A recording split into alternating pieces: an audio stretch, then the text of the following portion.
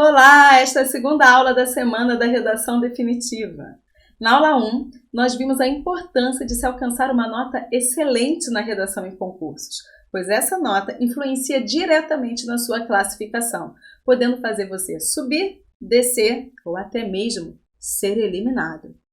Aprendemos que não adianta buscar atalhos, decorando modelos prontos de redação, e que se você quiser realmente atingir uma nota excelente, terá que seguir um método testado e comprovado para aprender a escrever as redações. Abordamos também em detalhes a parte estrutural da redação, em que você aprendeu sobre o alinhamento dos parágrafos, a importância de se usar uma letra legível, quando colocar título ou não, quando você deve corrigir e como corrigir o texto caso você erre, como respeitar as margens e tudo mais relacionado à estética e à organização da sua redação. Se você não assistiu, pare tudo e volte lá agora para ver. É só clicar aqui em cima deste vídeo. Quero aproveitar para agradecer os milhares de comentários positivos sobre a primeira aula. Eu li todos, eu fiquei muito feliz. Se você ainda não deixou o seu ainda, é só escrever aqui embaixo. Agora, nesta aula, você vai aprender na prática como começar uma redação. Como redigir uma introdução que cause uma ótima impressão para o examinador. Você verá que é muito mais fácil do que pode parecer e que você é plenamente capaz de aprender e alcançar uma nota excelente na sua redação. Mas antes, eu vou corrigir a tarefa passada na nossa primeira aula. Eu pedi que você reconhecesse e apontasse os erros na estrutura de duas redações conforme o aprendizado que eu passei para você. Fiquei surpresa e feliz com a quantidade imensa de pessoas que fez a tarefa e me enviou. Parabéns! Eu realmente não esperava tantas pessoas participando ativamente, porque eu sei que a gente quer aprender, mas normalmente são poucos que fazem, estão dispostos a fazer o que precisa ser feito. Só que aqui foi diferente. A maioria fez a tarefa e me enviou. E essas pessoas, sem sombra de dúvida, já estão a muitos passos à frente de quem não fez a tarefa. Pois o aprendizado verdadeiro, ele só vem com a prática. E se você não enviou a sua ainda, não fique para trás, faça isso agora. O botão para envio fica aqui embaixo nesta página. Agora, vamos corrigir a tarefa. Pegue a sua correção para comparar com a minha, pois está no momento de você corrigir a sua correção. Então vamos lá. Primeiro, perceba que os parágrafos não estão alinhados. O primeiro parágrafo começa de uma distância um pouco diferente do segundo, que está um pouco mais para a direita. Já o terceiro está um pouco mais para a esquerda em relação aos anteriores. E o último parágrafo está completamente afastado para a direita em relação aos demais. Ainda há outro problema em relação ao alinhamento dos parágrafos. Eles estão exageradamente afastados da margem. Não é sempre que se descontam pontos por isso, mas, como eu sempre digo, não se arrisque. A lógica dos 2 dedinhos de distância das margens é sempre melhor. Agora vamos ver essa estrutura mais de perto. Observe que na quarta linha há uma vírgula no início da linha. Isso não existe. A vírgula deve ficar sempre na linha anterior. Outro problema está nos buracos desnecessários que aparecem em ambas as margens dos 2 lados. Eu estou marcando em roxo para que você possa visualizar. É claro que o examinador vai levar em conta se caberia a sílaba do lado direito com um traço translineador ao lado. E você pode perceber que em todas as linhas que eu estou marcando caberia a primeira sílaba da separação silábica ou a palavra inteira, como ocorre no fim da linha 13. Observe que a primeira palavra da linha 14 é a palavra e ela caberia perfeitamente na linha 13, mas o autor da redação optou por deixar um buraco na margem. Agora eu quero que observe a distância exagerada entre as palavras e as pontuações. Eu vou marcar em laranja para você visualizar. E agora observe que é inevitável perceber o espaço também exagerado entre algumas palavras. Vou marcar em verde para que você visualize algumas. Olhe só o espaço inexplicável que eu estou marcando em preto na linha 6, entre as palavras de e trânsito. Você está percebendo o que acontece nitidamente nesta redação? A pessoa decorou uma maneira de escrever, não aprendeu a escrever. Então, como ela não sabe nada mais que as expressões que ela decorou, não tem muito mais o que dizer. E por isso fica querendo ganhar espaço entre as palavras e no fim e no início das margens, para que se estique esse texto, atingindo a quantidade de linhas pedidas no concurso. A estrutura, só de bater o olho, já mostra que esse candidato está enrolando, que não tem muito a argumentar. E agora eu vou marcar em azul as expressões decoradas que nós vimos na outra aula, marcando o cansaço do examinador de ter que ler a milésima redação igual, nada original, e ainda mais bocejando, né? Vou acrescentar ainda uma informação extra. Você só deve escrever uma sigla se você já a colocou anteriormente no texto, usando o significado da sigla por extenso primeiro e ao lado, entre parênteses, colocar a sigla. Você deve fazer isso na primeira ocorrência da sigla, ok? Feito isso, aí você pode só usar a sigla, mas ela deve ser relacionada ao seu significado antes de sair usando a sigla no texto todo. Por esse motivo, o uso de PRF na linha 7 está equivocado, já que, quando se escreveu Polícia Rodoviária Federal nas linhas 4 e 5, o autor do texto não colocou a sigla ao lado entre parênteses. Nessa outra parte da redação, além dos problemas já comentados na primeira parte, como o desrespeito à margem, a falta de do alinhamento dos parágrafos, veja a mania de forçar a caneta, gerando letras rasuradas. Também visualizo a palavra através, na linha 17. Sei que esse uso é muito recorrente, mas você deve usar a expressão através de se estiver atravessando algo. Logo, se você estiver dizendo, por exemplo, que você vê uma árvore através do vidro, ok, já que a sua visão atravessa o vidro, que é transparente. Mas não pode dizer que entregou uma caneta a Josh Clay através de Gervásio. Só se Gervásio tivesse sido atravessado, coisa que só é possível se você estiver em um filme do Tarantino ou se o Gervásio estiver em outro plano. Que medo, né? Então, como corrigir isso? Em vez de você escrever ações educativas através de palestras, já que as palestras não estão sendo atravessadas, você pode usar ações educativas por meio de palestras ou ainda ações educativas com palestras. Agora eu quero saber se você se lembra do nome deste equívoco. Acertou, se respondeu, inadequação vocabular. Ou seja, a pessoa não escreveu a palavra mais adequada, mais específica para se expressar. E eles necessariamente vão implicar? Não, mas certamente enxergarão que a sua redação pecou a clareza de vocabulário. E eles podem tirar ponto por isso? Sim. Faz parte do que os editais chamam de domínio da norma culta da língua portuguesa.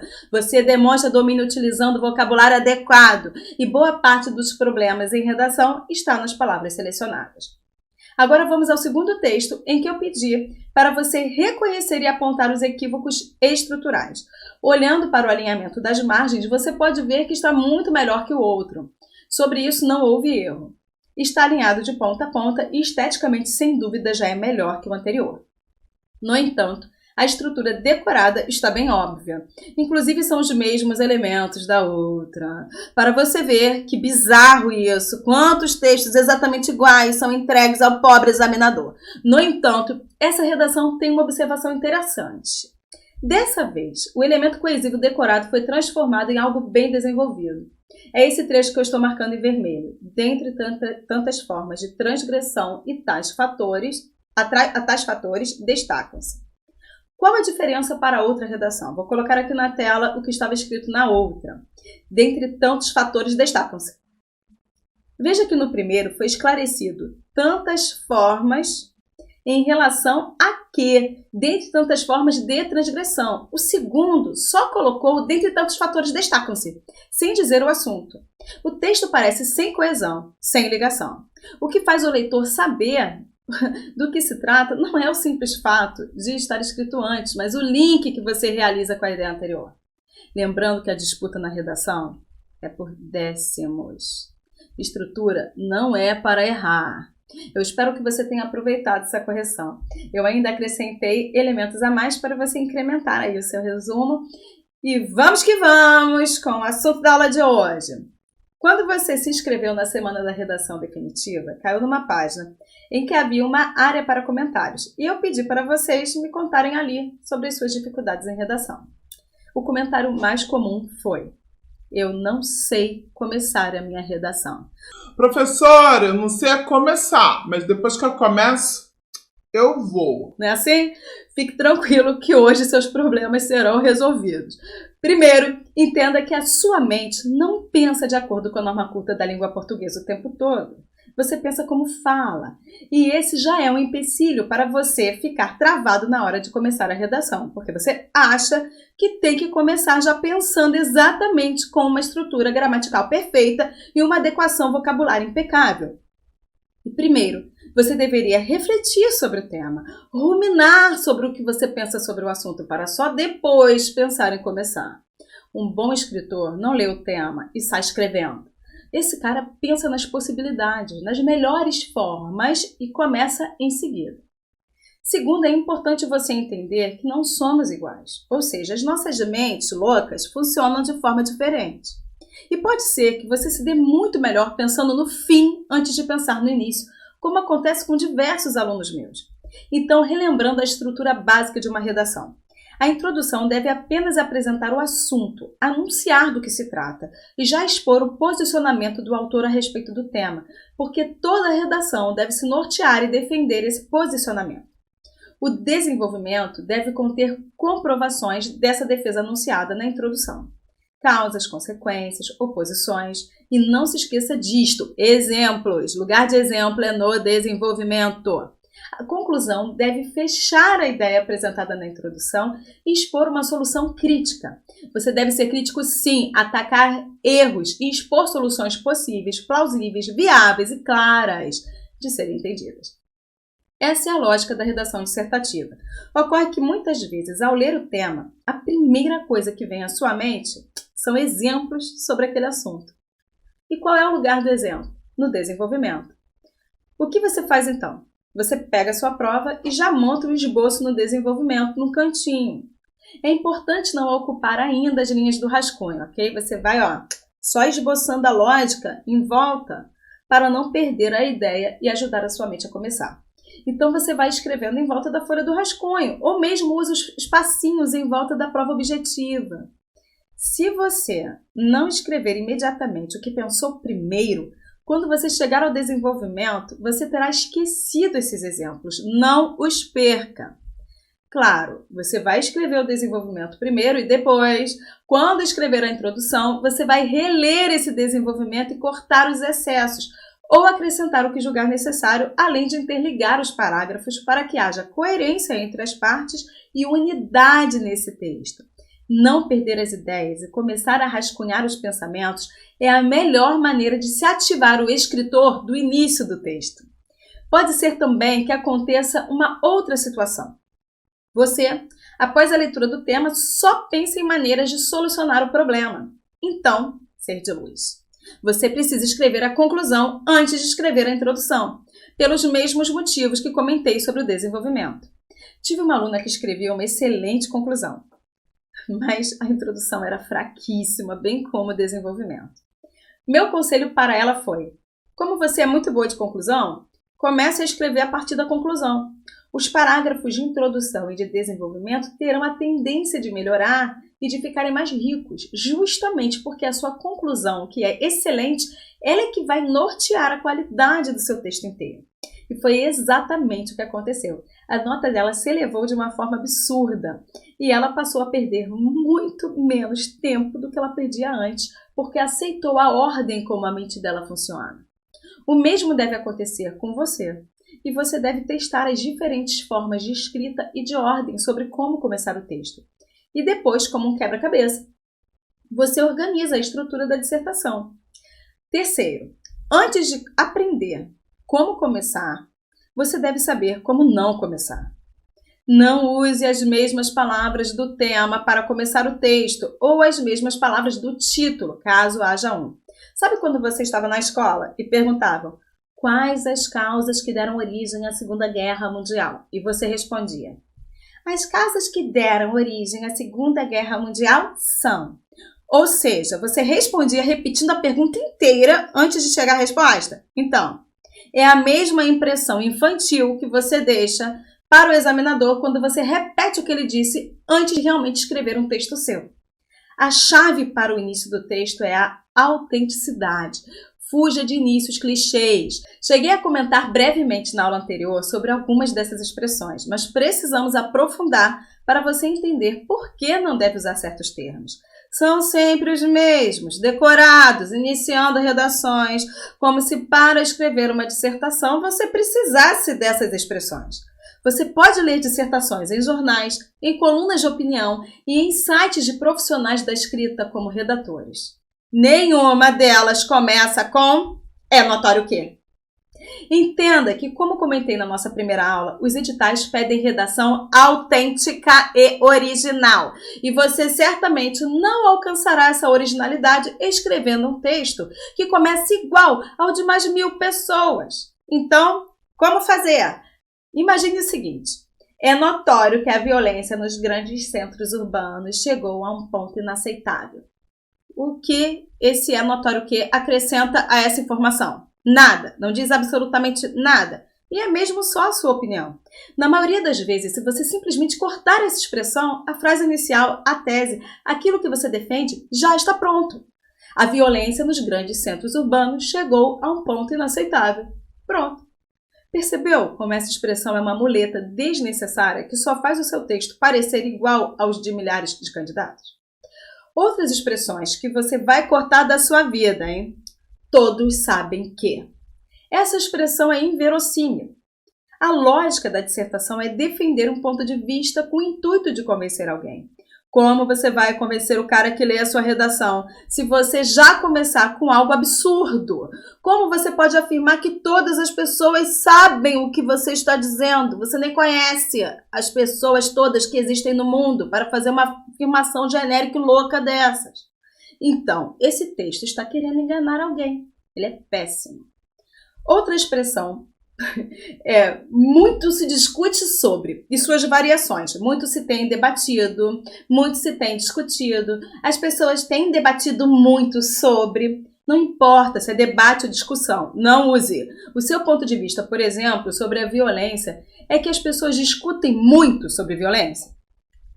Essa sua opinião não é sobre violência, é sobre uma fofoca. Ou seja, você acha que as pessoas discutem muito sobre um assunto e ele deve ser solucionado. Não há sentido nisso, porque a lógica da redação é justamente reconhecer e expor um grave problema para que, na conclusão, ele seja solucionado. Como você vai solucionar o problema inexistente em "as pessoas discutem sobre isso"? Falam a respeito. Não existe nenhum problema aí. Se você escrever como ideia central, que é justamente o início do texto, que o problema é haver uma discussão sobre a violência, então o seu texto não é sobre a violência, mas sobre a discussão. Vai parecer que você quer que as pessoas parem de discutir sobre violência, ou seja, que esse é o problema a ser resolvido, e não que a violência deveria ser combatida, que seria o esperado, a forma correta de desenvolver isso. Traduzindo, uma redação que inicia com "muito se discute sobre", quer resolver o problema da fala dos outros. É ilógico, não use, tire da sua vida. Outra expressão é "atualmente". Não é que atualmente seja proibido, mas você deve entender como usar. Você já vai escrever uma dissertação com tema atual, porque não há lógica em você desenvolver uma dissertação para criticar algo que acontecia na sociedade do século XV, obviamente. Então, como o tema é atual, naturalmente sua redação já será configurada no presente do indicativo, ou seja, você está escrevendo um tema atual no presente do indicativo e começa assim: atualmente, as pessoas têm enfrentado insegurança em seus trajetos. Ora, se elas têm enfrentado, só pode ser atualmente, concorda? O tempo verbal já mostra isso, mas há contexto em que você pode sim empregar o atualmente, que é quando você faz referência a outros tempos. No século XV, a sociedade se comportava de tal forma, e atualmente esse comportamento é diferente. Aí sim faz sentido. Então, como começar? Você vai primeiro pensar se aquele tema envolve algo que você julga bom ou ruim. E a partir disso, vai formular uma frase inicial que comporte uma crítica, um problema a ser resolvido. Olha só essa introdução. A educação é o caminho para a extinção da maior parte dos problemas na sociedade brasileira. No entanto, a falta de prioridade dos governos nessa área, bem como a ignorância do próprio povo, que não se indigna com a falta de qualidade que lhe é oferecida nos serviços educacionais, contribuem para a desvalorização daquilo que deveria ser o elemento de ascensão de um país e das pessoas que nele vivem: o conhecimento. Veja que começo a partir de uma afirmação que defende um ponto de vista sobre a educação. A educação é o caminho para a extinção da maior parte dos problemas na sociedade brasileira. E, em seguida, ofereço uma crítica clara, exponho culpados, governo e povo. E um grave problema a ser resolvido: a precariedade da educação. Veja essa introdução. O brasileiro não é livre, vive à mercê da elite de criminosos que, desde o seu descobrimento, governa o país. Além disso, comporta-se como servente de seus algozes, chancelando, por meio do voto, da apatia e ainda mais, da ausência de revolta, a sua própria ignorância. Por esse motivo, é difícil que a coletividade exija que o interesse público seja de fato priorizado, quando sequer se há a noção de que existe um grupo em que se está inserido. Veja que o texto já começa da minha opinião, sem dizer eu acho, eu penso, até porque, se o texto é meu, isso é óbvio. Além disso, sem nenhuma muleta para iniciar essa frase. Afirme, diga que é assim, diga que tal coisa acontece, sem que precise dizer todos percebem que isso acontece, que é o que enfraquece o seu texto e expressa absolutamente nada. Veja também que em seguida aparecem claras críticas. Vive à mercê da elite de criminosos que, desde o seu descobrimento, governa o país, chancelando a sua própria ignorância. E, por ser muito crítico, o texto usa palavras impactantes e de cunho negativo: servente, algozes, apatia, ignorância, justamente para enfatizar a situação como algo ruim. Percebe como a escolha das palavras faz toda a diferença? Em seguida, fecho com outra crítica.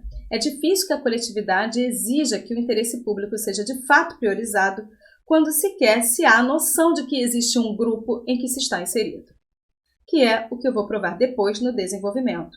Mas eu deixei brechas na introdução para que eu consiga responder depois no desenvolvimento. Porque eu acho tudo isso, as comprovações desse meu pensamento, o que levou a essa realidade e exemplos, que são os maiores comprovadores da crítica.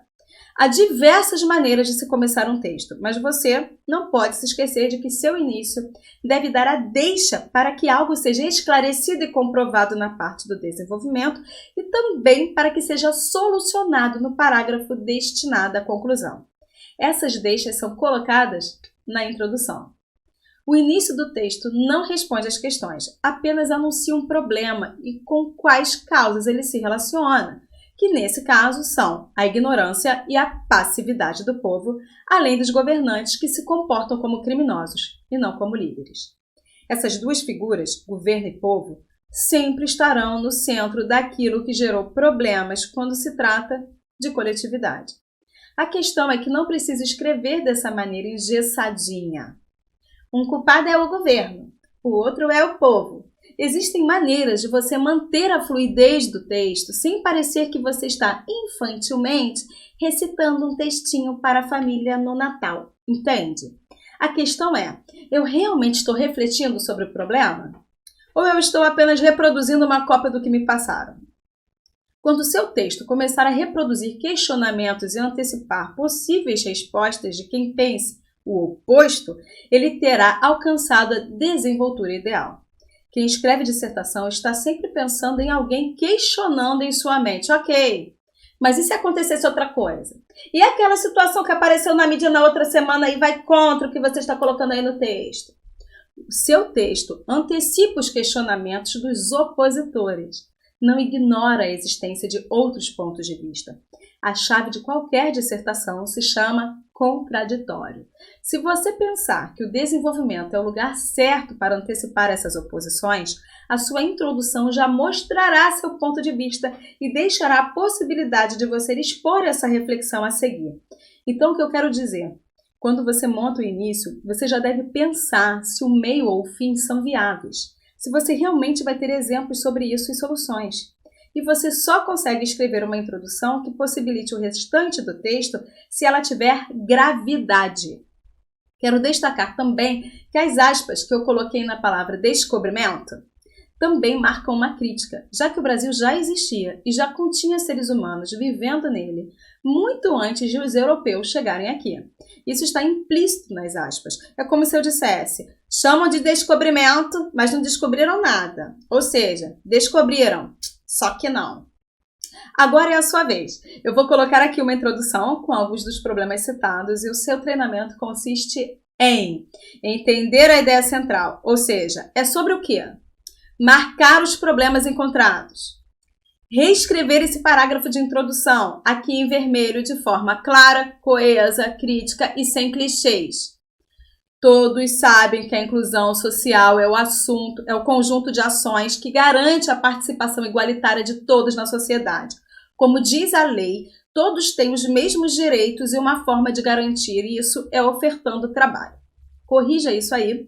E na próxima aula vou dizer qual banca cobrou esse tema e como estava na tal prova, além de corrigir a tarefa.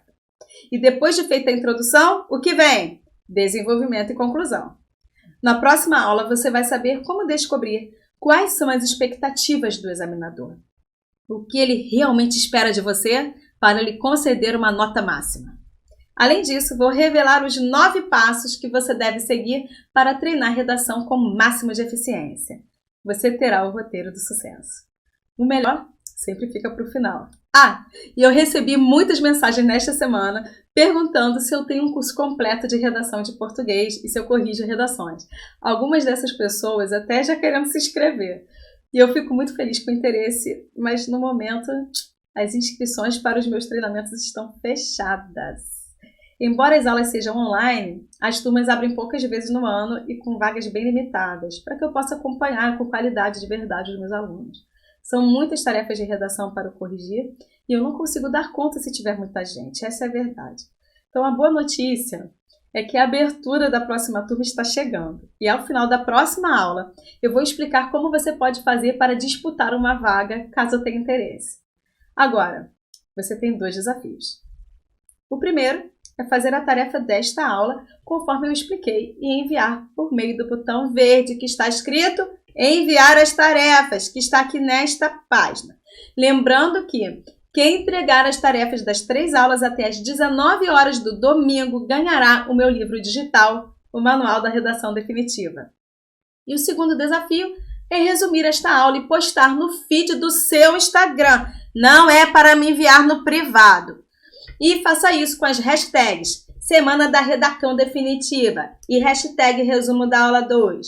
Os alunos que elaborarem os 10 melhores resumos terão a tarefa desta aula corrigida por mim. E eu quero saber e ver o seu resumo postado lá. Não se esqueça de deixar o seu comentário aqui embaixo. Conte para mim o que você está achando das aulas. Você sabia o que foi ensinado nesta aula ou foi novidade para você? Eu prometo que eu vou ler todos os comentários. E é realmente muito importante que você me dê esse feedback, pois é assim que eu vou ganhando energia e motivação para continuar esse trabalho, para ajudar pessoas a transformarem suas vidas passando no concurso público. Então, olha aí para baixo e deixa um comentário agora.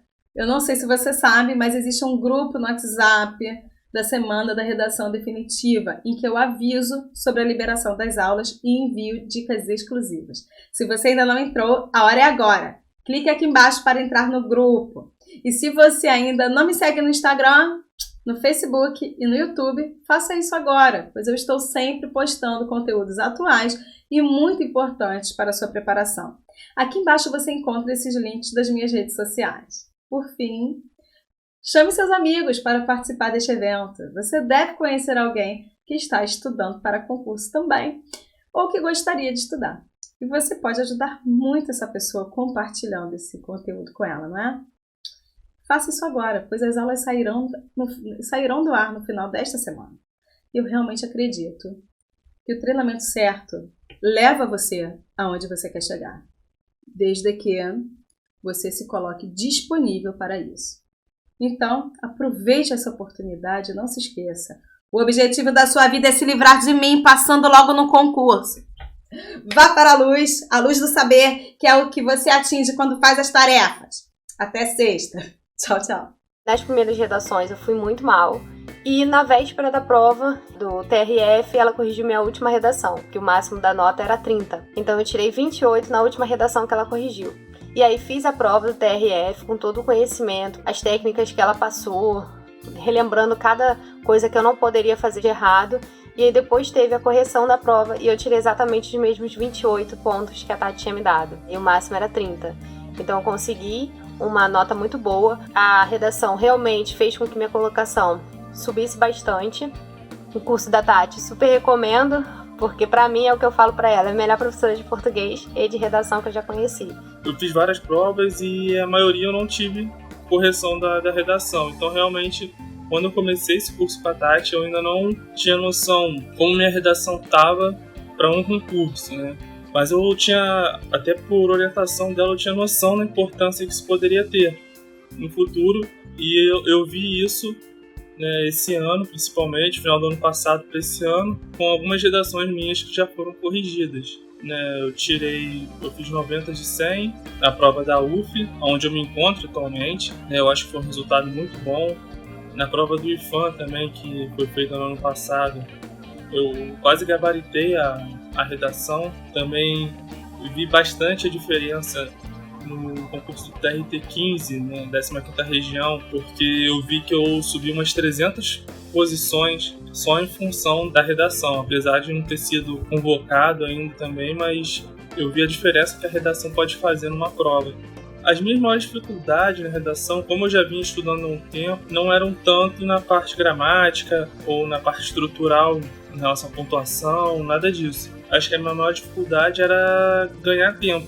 Eu estava gastando muito tempo para fazer a redação. Eu fazia uma redação em 1h30, 1h40, né? E depois do curso, hoje, dificilmente eu levo mais de 1 hora para fazer uma redação. E isso numa prova faz uma diferença enorme, né? Porque cada minuto faz diferença. E pro seu psicológico, tanto estrategicamente quanto pro seu psicológico, né? Você, quando leva muito tempo para fazer uma prova, que você vê que de 4 horas você gastou 1h30, quase 2 horas para fazer a redação, e que já tem vários candidatos fazendo já as questões objetivas, se adiantando, isso acaba te dando um nervosismo muito grande. Então quando você deixa a redação final, que não é a orientação da Tatiane, é pior ainda, porque aí o seu tempo já está limitado, você não pode levar mais do que aquele tempo para acabar. Então fazer uma redação rápida, ela aumenta realmente a sua competitividade. E lógico, fazer rápido, mas fazer direito, né? Não adianta você acabar em meia hora e depois sua nota ser muito baixa. Um bom resultado em português é muito importante para conseguir uma boa classificação nos concursos. E o exemplo que eu posso dar dos concursos que eu fiz recentemente foi que agora em 2019 eu fiquei em 2º lugar no concurso do Instituto Federal do Mato Grosso, pro cargo de técnico em química, e eu errei uma questão da prova de português, e na prova do concurso da empresa Águas do Pantanal, que é tipo a SEDAI do Rio de Janeiro, eu gabaritei a prova de português, e dentre outros muitos resultados que eu tive depois que eu comecei a assistir as aulas da Tati. Pra mim, é a melhor professora de português, e olha que eu já tive muitas professoras e professores de português. Meu nome é Igor de Lacerda. Consegui aprovação na Polícia Militar do Rio de Janeiro para oficial e na PRF, que é onde eu estou aqui concluindo meu curso de formação. Eu devo isso à Tati, que foi uma excelente professora que eu tive de português, me ajudou muito. O resultado que eu tive na prova foi o mesmo que eu tive em sala de aula com ela, nos simulados, nos exercícios que a gente fazia, corrigia junto com os alunos. Você conseguiu mudar uma pessoa que não sabia nada de português para uma pessoa que hoje consegue fazer as questões de português tendo a certeza do que está fazendo. Eu consegui, de 30 questões, acertar 29 questões em português. E com isso eu consegui ficar classificada dentro do número de vagas. Sem ela eu não teria tido esse êxito nessa prova. Eu agradeço muito a essa professora, a Tati.